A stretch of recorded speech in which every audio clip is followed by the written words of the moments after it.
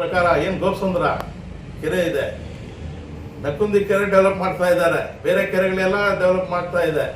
ಸಂತೋಷ ಆಗಲಿ, ಡೆವಲಪ್ಮೆಂಟ್ಗೆ ನಾವು ಸದಾ ಇರ್ತೀವಿ. ಆದರೆ ಯಾಕೆ ಗೋಪಸಂದ್ರ ಕೆರೆ ಇವ್ರಿಗೆ ಯಾರಿಗೂ ಕಣ್ಣು ಕಾಣಿಸ್ತಾ ಇಲ್ಲೋ ಗೊತ್ತಿಲ್ಲ. ನಮ್ಮ ಮಂತ್ರಿಗಳಿಗೂ ಯಾಕೆ ಕಾಣಿಸ್ತಾ ಇಲ್ಲ ಅಂತ ಗೊತ್ತಾಗ್ತಾ ಇಲ್ಲ, ಅಥವಾ ನಮ್ಮ ಜಿಲ್ಲಾಧಿಕಾರಿ ಏನಾಗಿದ್ದಾರೆ ಅವ್ರಿಗೆ ಯಾಕೆ ಕಾಣಿಸ್ತಾ ಇಲ್ಲ ಅಂತ ಗೊತ್ತಾಗ್ತಾ ಇಲ್ಲ. ಎಂಟೈರ್ ಗೋಪಸಂದ್ರ ಕೆರೆ ಸುಮಾರು ನೀರು ಸೇರಿ ಅದರಲ್ಲಿ ಏನಾಗಿದೆ ಅಂತ ನಿಮ್ಗೆ ಗೊತ್ತಿದೆ, ನಾನು ಹೇಳೋ ಅವಶ್ಯಕತೆ ಇಲ್ಲ. ಸುಮಾರು ಸತಿ ಹೇಳಿದ್ದೀನಿ ನಾನು. ಕಲುಷಿತ ನೀರಾಗಿದೆ.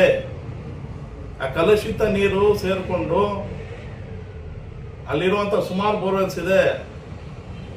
ಆ ಬೋರ್ವೆಲ್ ರೀಚಾರ್ಜ್ಗಳಾಗ್ತಾ ಇರುತ್ತೆ. ಆ ನೀರೆಲ್ಲ ಆ ಕೆರೆ ಡೆವಲಪ್ಮೆಂಟ್ ಮಾಡಿ ಅದರಲ್ಲಿ ಬೋಟಿಂಗ್ ಮಾಡಿ ನಮಗೂ ಅಟ್ಲೀಸ್ಟ್ ವಾಕ್ ಮಾಡೋಕ್ಕೆ ಅಲ್ಲಿ ಪಾರ್ಕ್ ಅಂತದ್ದು ಮಾಡಿ, ಈಗ ನಕ್ಕುಂದಿ ಕೆರೆ ಆ ಕಡೆ ಎಲ್ಲ ಮಾಡ್ತಾ ಇದ್ದಾರಂತೆ.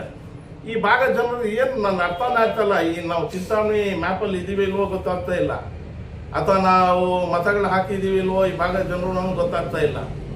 ಯಾಕೆ ಈ ಶಿಕ್ಷೆ ಕೊಡ್ತಾ ಇದ್ದಾರೆ?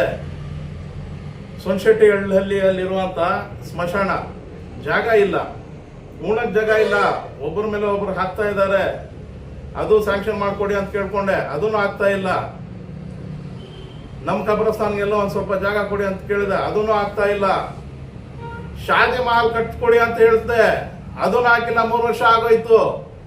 3 ವರ್ಷದಿಂದ ಗೋಪಸಂದ್ರ ಕೆರೆನೂ ಡೆವಲಪ್ ಆಗಿಲ್ಲ. ಸೊನ್ಶೆಟ್ಟಳ್ಳಿ ಏನು ಸ್ಮಶಾನ ಇದೆ ಅದಕ್ಕೂ ಜಾಗ ಕೊಟ್ಟಿಲ್ಲ, ನಮಗೂ ಜಾಗ ಕೊಟ್ಟಿಲ್ಲ.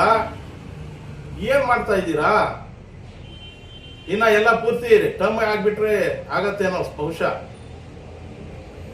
ಅಟ್ಲೀಸ್ಟ್ ನಮ್ಮ ಗೋಪಸಂದ್ರ ಕೆರೆ ಆದ್ರೂ ಡೆವಲಪ್ ಮಾಡಿ, ನಮ್ಗೆ ಆ ಭಾಗ್ಯ ಸಿಕ್ಲಿ.